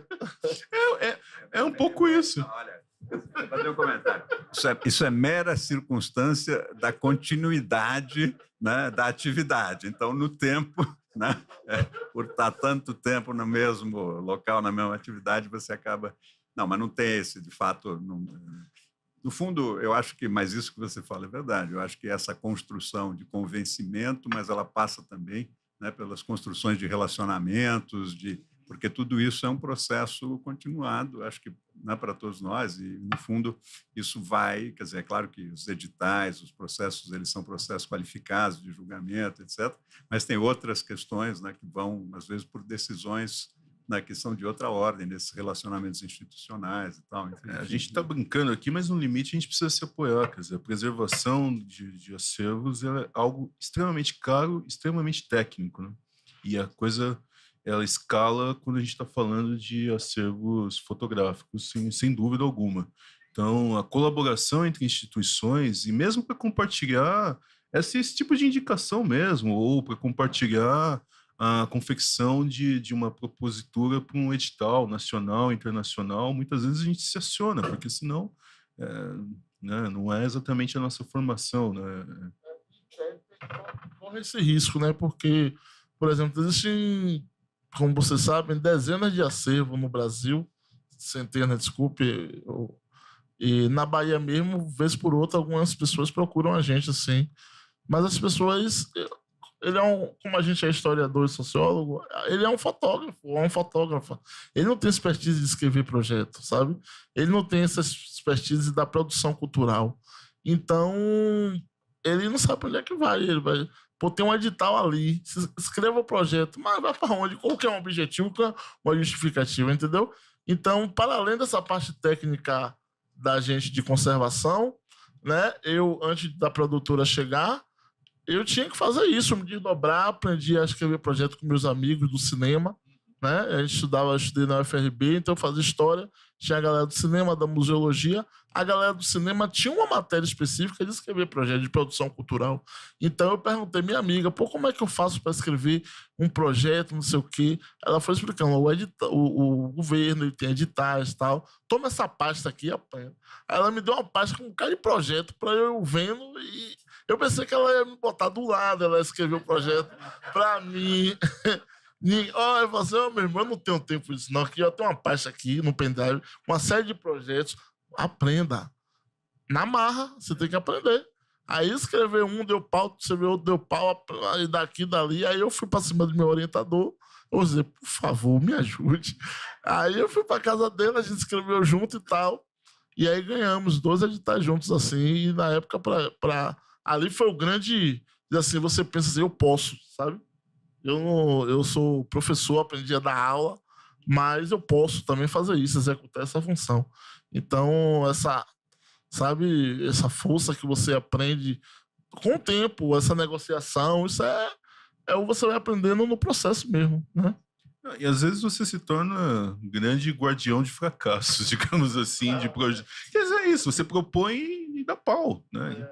Eu tenho uma pasta no meu notebook, projetos que deram errado, quer dizer, o que eu preciso que eu não melhorar, mas faz parte. Uhum. Tem um problema, de outro lado, que alguém perguntou sobre a angústia do desafio que por vezes faz você desistir. Não, é muito bacana trabalhar, de fato, numa instituição de preservação de memória e salvaguarda, sem dúvida alguma, mesmo com todos esses problemas. Tem uma angústia de você ter clareza que você não pode ser hegemônico, quer dizer, já tem quase 200 acervos no EL, e a busca por preservação, ela é constante, quer dizer, toda semana chegam pelo menos 1 ou 2 pedidos de, olha, tem tal acervo em tal lugar, vocês não querem dar uma olhada e tudo mais. Mas aí a gente fica lá discutindo como é que a gente faz para fomentar aquela ação local. Às vezes é interessante realmente trazer para a universidade, mas como o Sérgio mencionou, você tem que ter uma custódia responsável, né? Vai trazer, vai ter recursos, vai preservar, vai difundir em quanto tempo, vai dar acesso em quanto tempo, né? Será que é mais legal ter... Acho que, inclusive, foi uma conversa que nós tivemos durante a pandemia, quando conversamos com você, com o Elson e com Lázaro, né, sobre a ação de fomento ao Zoom vir. Né? Quer dizer, é importante tentar apoiar os caras lá, não trazer para Campinas, para a Unicamp. Né? Essa discussão a gente fala há muito tempo, né? Porque já houve algumas propostas de levar o acervo para outros lugares, e a gente mantém um perfil. A gente tem um arquivo onde a gente quer ter condições de cuidar do nosso acervo e cuidar de acervos regionais, né? A gente está na Bahia, por que o acervo tem que sair da Bahia para vir para São Paulo, para o Rio de Janeiro? Entendeu? Quando pode ser feita um esforço para se manter também uma estrutura lá, né? A gente pode ser um ponto, né, de algumas instituições, é uma rede, né? A gente faz uma rede e a gente ajudar acervos de lá. Só em Salvador, assim, que tem pessoas, assim, urgente hoje, assim, tem mais de 5 ou 6 acervos enormes de fotografia, pessoas que trabalharam em jornais, né? Tem uma outra fotógrafa contemporânea, Lázaro, Rita Cliff, né? Que ela também tem um acervo grandioso lá, e ela é fotógrafa, mas ela tem uma ONG que ela trabalha com educação, com crianças marginalizadas e tal, não trabalha diretamente com fotografia, mas o acervo dela tá lá, não sabe o que ela faz com o acervo dela. Eu fotografia, agora cuidar, eu não sei o que é que tem que fazer, entendeu? Então esse é um acervo que tá na fila pra gente trabalhar, entendeu? Só que precisamos dessa estrutura, né, de recursos. Se a gente perder metade do que a gente conquistou agora, a gente não vai dar conta de cuidar nem do nosso. Imagine dar suporte a outros, né? Então é um pouco essa questão. Legal, então a gente super agradece a presença dessa mesa. Foi excepcional, muito bom escutá-los.